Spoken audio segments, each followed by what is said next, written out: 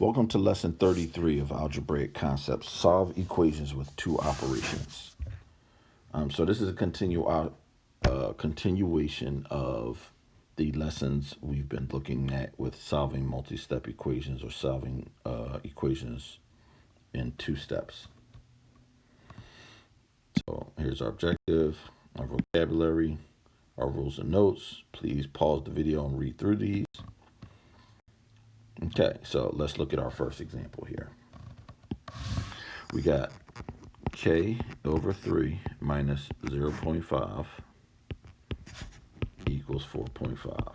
So we know the first thing we're going to do is add 0.5 to both sides. Rewrite everything that's left, because those cancel out, equals 5. Multiply both sides by 3, and then k will equal 15. Our second example. Okay, so this is a typo. I'm sorry. This is supposed to be a minus. It's supposed to be 2p minus 7p. So what I'm going to do first is add 1.98 to both sides. And we write everything that's left. 2p minus 7p will equal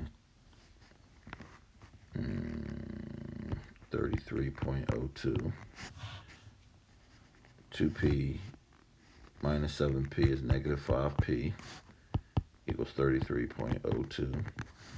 Divide both sides by negative 5. Do not forget your negatives. Your negatives go with the numbers.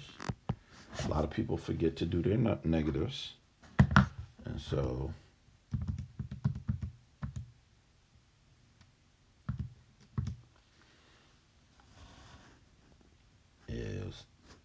that's a negative sign. Negative 6.604.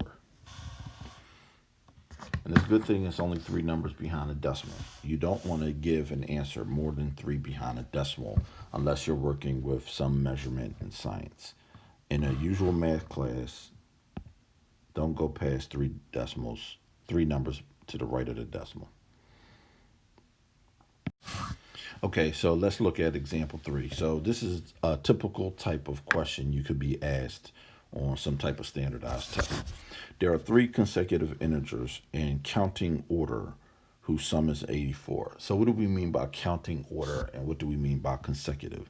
We mean the numbers that come after each other. So a counting number starts at 1 and goes on to infinity in whole number amount. So we're talking about whole numbers that come after one another. So let's call our first integer, I don't know, n, some number. And then we have consecutive. So what's the second number? Well, it will be n plus 1. And then our third number should be n plus 2. So some number, then a number plus 1, then a number plus 2, whose sum is 84. Whose sum?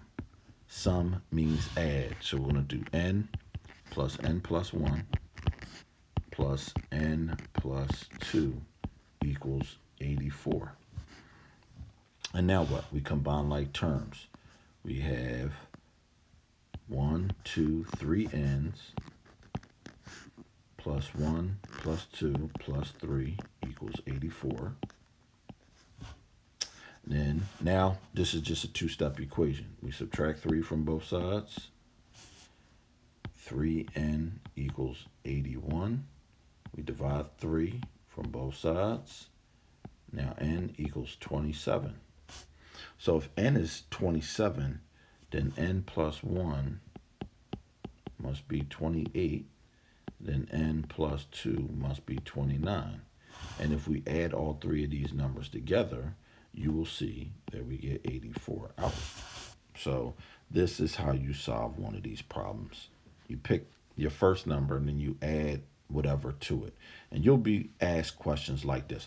Or it'll say something like, what are 3 consecutive numbers, 3 consecutive odd integers in counting order? So for that one, you would have to take n as some type of odd number, then add 2, then add 4 to it. So depending on the question, watch the wording and just be careful and take your time. Take your time to understand what consecutive and counting order means. That's the key to these types of problems. Okay, those were our 3 examples for the day. I will meet you at the end of the video for a recap.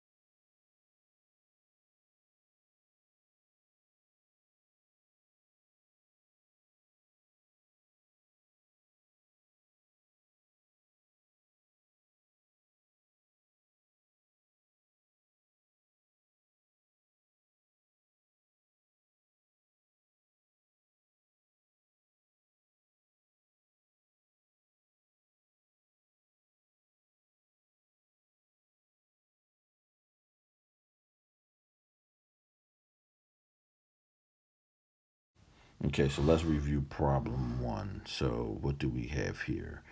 We have to combine numbers. So let's do that. 7 minus 1 is 6, minus 0.8 is 5.2y, plus 4.3 equals negative 8, plus 7.1 is negative 0.9. What I did was combine these terms and combine these terms. You can tell I did that. So I did one step, even though they're on different sides of the equation. I did one step at a time. So I subtract 4.3, I subtract 4.3, and got 5.2y equals negative 5.2. And then if I divide both sides by 5.2, y will equal negative 1. Okay, looking at problem 2. Okay, I am going to combine my terms. 7 minus 11. So if there's no sign in front of it, we know that the 7 is positive. The negative goes with the 11.7.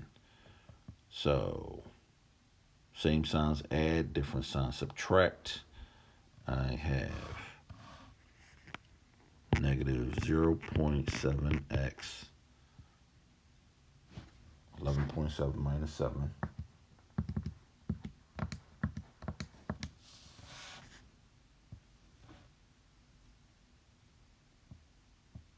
4.7, negative 4.7.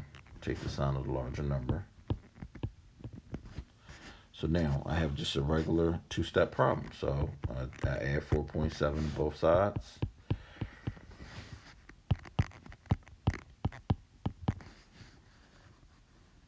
Same signs add. 4 and 2 is 6. 1 more is 7. If I divide by negative 0.7 on both sides, x will equal 10.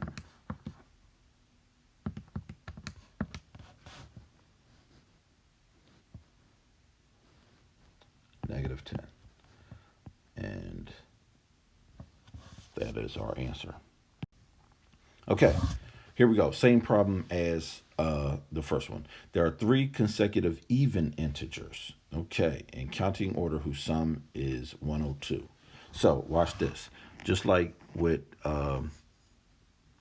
the example, even. This is the key word, consecutive even. So we're looking for numbers like 2, 4, 6. These are consecutive even integers. So think about that. Write these things down so that you can, have a dialogue with yourself, so you can talk and think about it with yourself, and then come up with a plan. So we got n.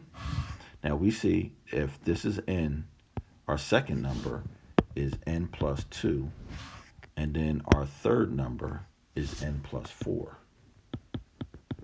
And now we look at the word sum. So that means we add all of these together. So we got 3n plus 6 equals 102. Subtract 6 from both sides. Okay, so we get 3n equals 96.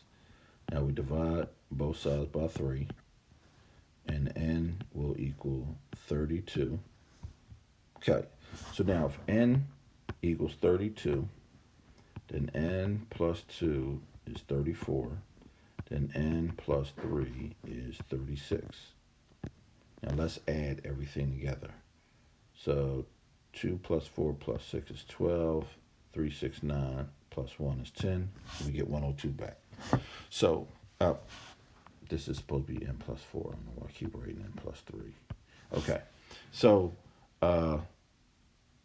you're going to have to take your time with problems like these. Write some notes down, think about it, highlight the key words in the sentence, and then you make your plan of action. So you can always talk yourself through these types of problems. So that is the end of this lesson for today. And remember, these are a series of lessons, so please try to watch them in order to get a feel for.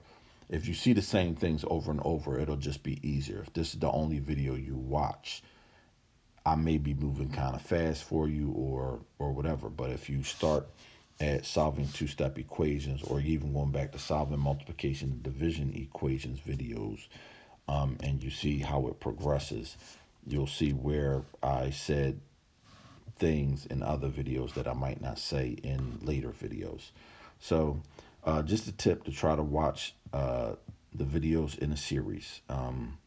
Hopefully they're not too long and too boring for you to watch, but I'll look for your comments when you subscribe and hit that notification bell. So thanks for watching, and I will catch you on the next video.